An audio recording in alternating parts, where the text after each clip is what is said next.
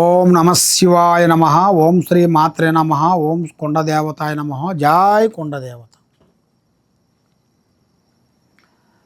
ప్రజలందరికీ నమస్కారము. అత్తా కోడల మధ్యలో కొన్ని కలహాలు, సికాకులు, ఇబ్బందులు. మరి అత్తా కోడల మధ్యలో ఉండాల్సిన సమస్యలు అనేది కొన్ని ఎదురవుతుంటాయి.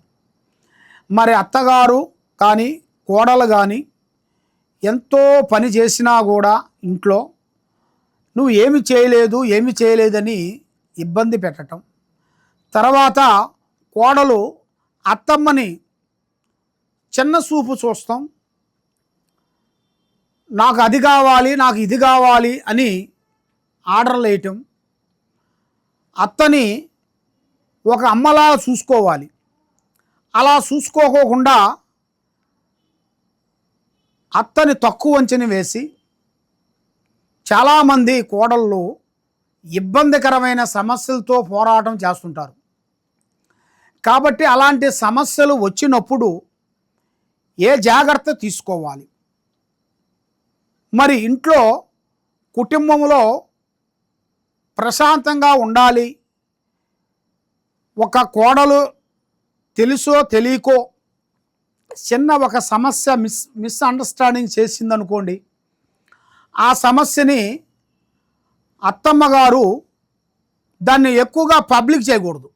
మా కోడలు ఒక పని చేయమంటే ఒక దుక్కును చేయవలసింది ఒక దుక్కును చేస్తుంది, ఏ పని సక్రమంగా చేయటం లేదు, మరి ఏది కరెక్ట్గా చేయటం లేదు, ఇంట్లో పనులు కూడా కరెక్ట్గా చేయటం లేదు, పనికి కూడా వెళుతూ లేదు, ఊక టెన్షన్ పెడుతుంటుంది, భర్తని మమ్మల్ని ఇబ్బంది పెడుతుంటుంది, అత్తామామని లేనిపోయిన గొడవల్లో ఇరికిస్తుంటుంది, భర్త రాగానే లేనిపోయిన విషయాలన్నీ చెబుతుంటుంది.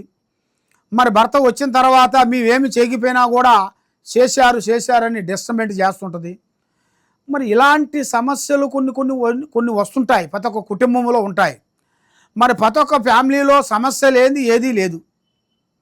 మరి అలాంటి చిన్న సమస్య వచ్చినప్పుడు ఇంట్లో ఉండవలసిన వాళ్ళు పెద్దవాళ్ళు, ఎందుకంటే అత్త మామ పెద్దవాళ్ళు దాన్ని అర్థం చేసుకొని అమ్మ అది తప్పురా, దాన్ని అలా చేయొద్దు, మీ భర్త గారు వస్తే ఆయన్ని మంచిగా ప్రేమగా అభిమానించాలి, ఆయన రాగానే మంచినీళ్ళు ఇవ్వాలి, గౌరవంగా మాట్లాడాలి, మన ఇంటికి ఎవరన్నా వచ్చారనుకో వాళ్ళని గౌరవించాలి, మనం ఇంటికి వచ్చిన వాళ్ళు మనం గౌరవిస్తే వాళ్ళు మనల్ని గౌరవిస్తారు అని చెప్పుకోవాలి పెద్దవాళ్ళు.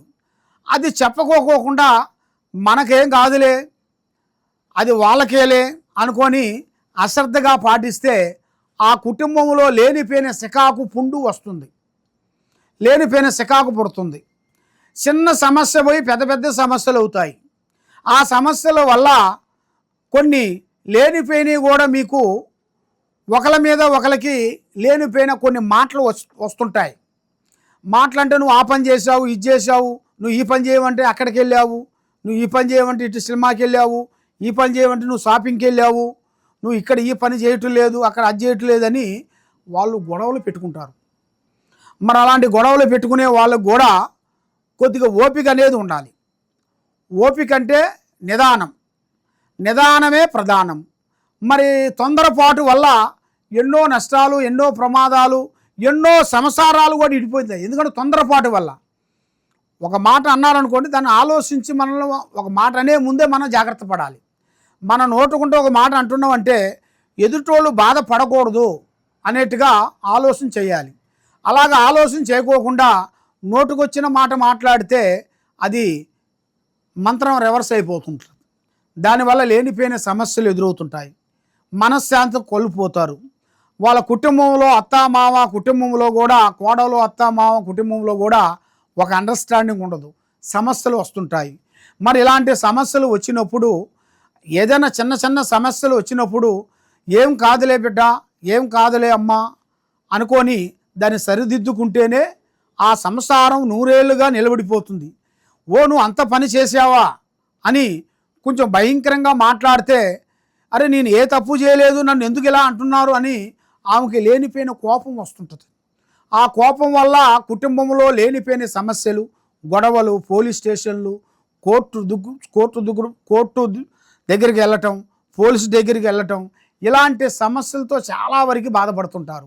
కాబట్టి మనిషికి ఓపిక నిదానము. కాబట్టి ఒక తప్పు జరిగిందంటే ఆ తప్పు జరగకోకుండా ముందు జాగ్రత్త పడాలంటే మనకు సంబంధించిన వాళ్ళని ఎవరినో ఒకరిని పిలిపించేసి ఈ విధంగా జరుగుతుంది, ఈ విధంగా మళ్ళా రిపీట్ కాకూడదు అనేది కూర్చొని మాట్లాడుకోవాలి. ఏ సమస్య అయినా కూడా కూర్చొని మాట్లాడుకుంటేనే ఆ సమస్యకి ఒక మార్గం అనేది వస్తుంది. కాదు నేనే గొప్ప అనుకునేటికైతే ఆ కుటుంబం అనేది ఒక మనశ్శాంతిగా అనేది ఉండదు. కాబట్టి ఇలాంటివి కూడా ఎందువల్ల వస్తుంటాయంటే వాళ్ళు చేసుకున్న కొన్ని కర్మ ఫలం వల్ల, వాళ్ళు చేసుకున్న కొన్ని గ్రహ ఫలాల వల్ల, వాళ్ళ మీద ఉండాల్సిన కొన్ని నవగ్రహాలు దోషాల వల్ల, వాళ్ళకి మీద ఉండాల్సిన కొన్ని ప్రయోగాలు, అంటే కొంతమంది ప్రయోగాలు చేస్తుంటారు.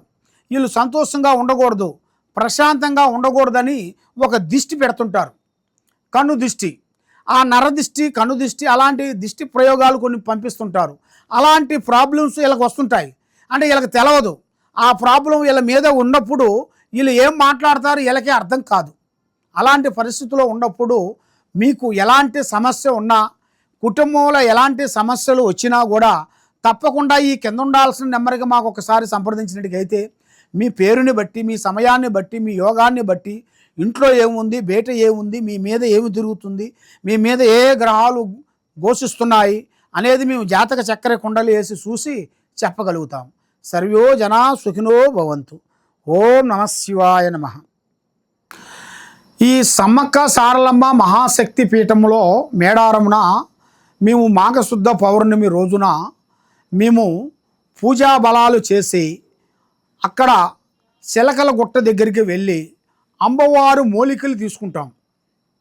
ఇలాంటి మూలికలు అంటే ఈ మామూలు మూలికలు కావు. పూజా బలం చేసి, తపస్సు చేసి, యజ్ఞం చేసి మేము ఈ వేరుని భూమిలో నుంచి పీకుతాం.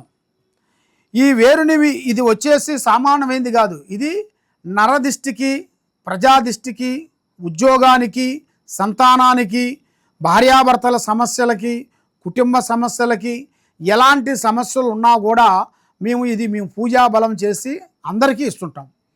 ఎందువల్ల అంటే మేము పూజా బలం చేసింది అందరికీ దక్కాలి. మేమిచ్చే వేరు సంజీవని అందరి దగ్గర ఉండేట్టుగైతే వాళ్ళకి అష్టౌశ్వర్యాలు, భాగ్యభోగాలు కలిగి మనశ్శాంతి కలిగేట్టుగా మేము పూజా బలం చేసి ఇస్తుంటాం. తప్పకుండా మీరు మా దగ్గరికి మీరు వచ్చినట్టుగైతే మీ పేరుని బట్టి ఈ సంజీవ, వన సంజీవ, సభా సంజీవ, ఇది జనదిష్టి సంజీవ, ఈ సంజీవని మేము పూజ చేసి ఫ్రీగా మేము ఇవ్వగలుగుతాం.